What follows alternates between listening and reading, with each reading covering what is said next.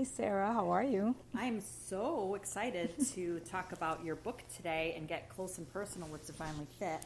And I just wanted to tell you how exciting it is that you are the author of this book, Divinely Fit, and the owner of Sudor Taino Fitness. That's right. That's right. That's me. That's me. And I hope that all the listeners have had the chance to experience the book and even read a little bit of the book just to get all the benefits that it has. It's really helped me a lot, and I feel like I've said this before, that as I read it every time, I feel like I've lived through a lot of these experiences with you, so it's been interesting to see it written down. It's great. Yeah, so if they don't have a book, you can always get it on Amazon or at the studio. Oh, that's right, yes, and it makes a really great gift, by the way. Oh, really okay. Great gift. Okay. But anyway, I just wanted to ask you some things about the book.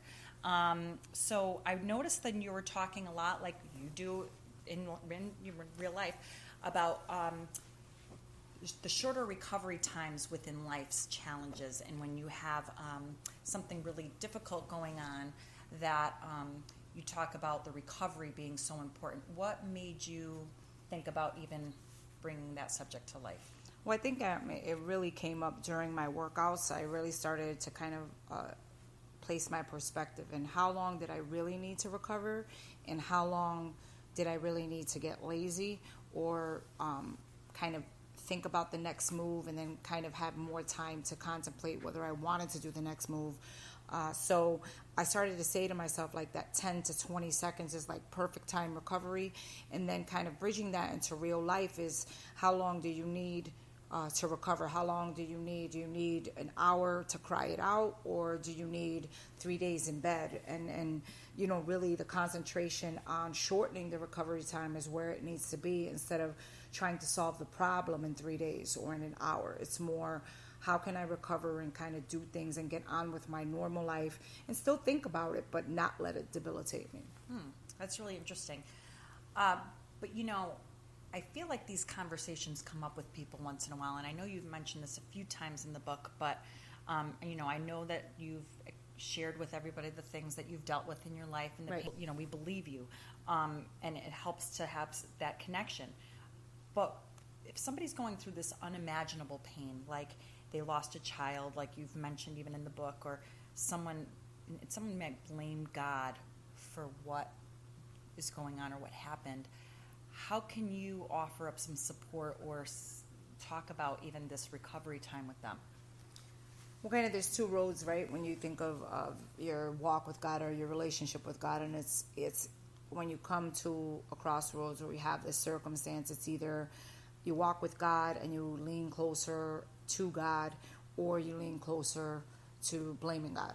So I've seen people on both sides of the tracks, and what I've noticed is that the people that choose to lean on God, their recovery is a more peaceful transition, and they can live their daily lives. It's just, they have just enough, you know, just like it says in the Our Father, you have just enough of your daily bread to get through the day.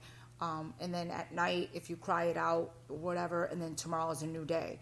You know, all these things that they say are not cliches, I feel, if you have someone to lean on, if you have that higher power, that spirit that is stronger than you, because, you know, we're all pretty weak in the flesh. But the people that choose to blame God, I feel like their journey is catastrophic. It's painful. It's living that pain every day. It's like grueling. And it's just, it looks and it feels like so dark, you know. And I'm not saying that, you know, by choosing to lean on God, everything's going to be, you know, roses, and because it's not. It's definitely hard. You know, even now going through my back surgery, I have my times where I'm up and times where I'm down, and like people ask me how you're doing. I said mentally and spiritually I'm doing great. Pain, you know, physically I'm in pain, or vice versa sometimes. Right. But it's about the recovery time and spinning that around and making sure that that you're doing your best to stay closer to the one that gives us that inner power. Right, and like we were, you know, you talked about your postpartum and gaining the weight after your pregnancy, and all the things you were going through at that time and feeling really blah about yourself.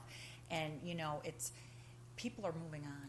Yeah. The world is going on, life is going on, And you can't believe, maybe not you, but people can't believe when they're going through so much pain and they're walking like in a cloud, that the world is going on, and you are the only one that really can pull yourself totally out of there. So what do you suggest? Well, it's painful. It's painful to watch. It's painful when you're in pain. You almost want people to share in your pain, and when they're not sharing in your pain and they're going on with life, you almost feel like a little bit resentful, and you're saying, no one cares, I'm here going through pain, no one's listening. But it's not true at all. It's just more that you don't even know what they're dealing with. They may be masking their own pain, and they may be trying to get through what they get through. The difference is that a lot of people choose to lean on God spiritually, and it may look and it may appear that they're doing so gracefully, but really they're just leaning on God, and have that as an additional resource. Yeah, definitely. Yeah. And I'm thinking about a bunch of different things, but especially when you talked about the lighthouse chapter, My which favorite. I love that, lighting the way for others.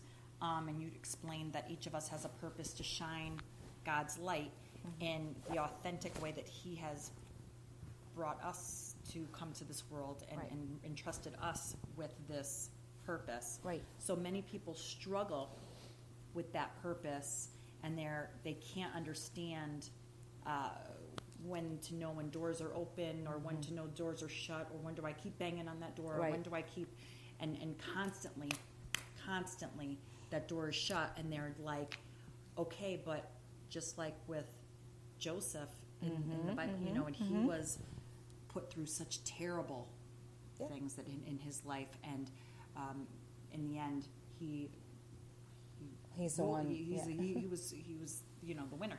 So I'm just thinking, when is it and how do I know if it's really the purpose? Like, how do I know if I'm taking the right path, I guess? Well, I mean, one of the things that God blesses with is instinct and that gut feeling. And sometimes when something doesn't sit right in your gut, it's because it's not right. When it makes the hairs on the back of your neck stand up, it's not right.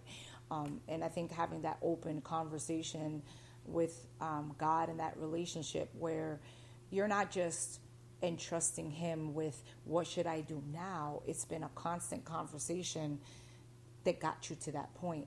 So because of the back and forth and the constant conversation, you're going to feel more comfortable when you get to the end making that decision, just like I did with my surgery. So it's like it was a constant conversation, like what should I be doing, as I went through the pain. No one really knew.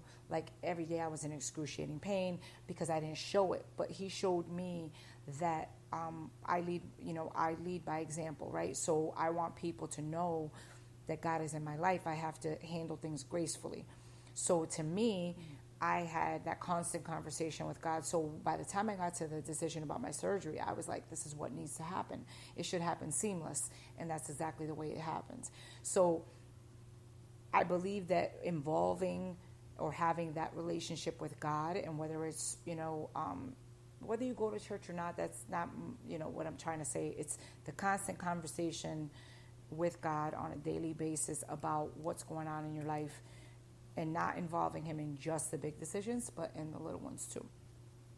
Right, and I heard this message one day about Joel Osteen shared about deleting the recording. So if you have a recording in your head that's repeated over and over and over, and it's negative, I'm not good enough, I'm not good enough, I'm not good enough. You could also repeat a positive thing. Correct, positive, an affirmation, positive, right? So he was talking about this woman actually who was not that attractive on the outside. And he was saying, beauty really begins within. Some people feel like, I know you went through bulimia and everything like this. So it was interesting because I made that connection, because I'm like, people feel if I look good on the outside, if I'm skinny, so I'm thinking about these people that say, I'm going to work out. My job is I'm going to go on this diet, or I'm going to do this crazy workout, or work out 3 times a day. Then I'll feel good inside. Okay? But what he was saying is, this woman who wasn't really attractive, but said, you know what? I know I'm a beautiful person. Right. And she carried herself that way, and she wore a beautiful dress and so on. she was actually very beautiful because people were attracted to her. Right. Versus you could be the most beautiful person in the world, but if you carry yourself Right. every single day. So the thing is too, like me and you probably, we have made that connection with working out where we feel good, but there's some people who don't feel good because their agility level is not up to par. They feel even fatter than they thought because they love using the F word, right? We don't like using the fat word. Nope.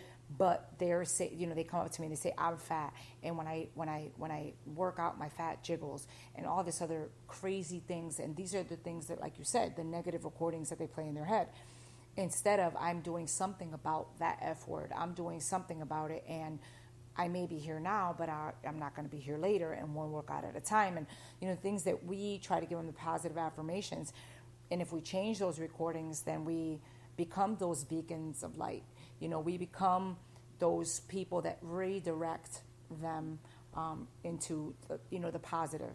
And instead of living in the negative and festering in the negative and just making it overpower them, that they start to become beacons themselves, because we see that at the studio all the time where they once started this way and now they're this way, and now they're helping the ones that walk in the same way that when they first started. So that's awesome. Right, and you were talking about the change of perspective Yep. with that, and I loved this mind exercise that you had in there where you say to write a list of things that give you anxiety, and then check or cross off the things that you can't control. Right. And then you change your perspective, because if you realize, like you said in the book, if there's an accident or there's something that you physically can't do, then why are you going to have anxiety over something that you and can't usually control? if you look at a list of 10, and I make the list consistently on a daily basis. Sometimes I make a list in my head. There's sometimes on the list there's literally two things that you have control over, and I think that's to me is most important, because I just now realize that 8 things that I completely stress over and obsess over, I have absolutely no control over. Right, and that anxiety leads to depression and leads Right. to other things. So you're in essence, you're giving yourself your own therapy. Right. If you're able to tell your mind Yeah. that this is something you can't change, then you're not going to be dwelling on it. I would think so. I really sometimes, thought that and I was hate to important. say it, but like a lot of people, they are very comfortable obsessing and not creating these lists, because then it shines the light on the fact that they have no control, and that they really have control about the things they don't have control over, about thinking about those things. So they're comfortable obsessing over those things, and they don't want to change. And those are the people that, unfortunately, these talks and shining the light is not going to work right now, because they're not in that place. But for the people that want to make a change and want to make that list, let's shine the light on it, and let's develop strategies to kind of change those mechanisms with positive affirmations. Yeah, and just thinking about the perspectives and thinking about if somebody's walking around negative, and they can't understand why people stop calling, Right. or people stop checking in. You create It's your the own same seclusion. things. So it's not about the person. No. It's about what we can do to change those things that we can change. Correct. By changing the perspective. Right. Which I actually put into place just recently, and I've seen huge changes and differences in my life, and I feel like it's just a switch. Right. Because there's something you can do to control the things that you can. Yeah. So, that being said, we're going to pray for all of you guys out there listening to be beacons of light for people. And if this message works for you, take what works for you, make it work for you. And if if somebody else needs to hear it, pass it along. And we'll be going through the book in this kind of conversational fashion. So we'll hope that you'll join us. Anything else, Sarah? Well, if you have any questions that came to mind while you were reading the book, Yeah. you can always send me the questions through Facebook in the inbox in Messenger. All right. Massive love to you all, and God bless. Bye. Bye.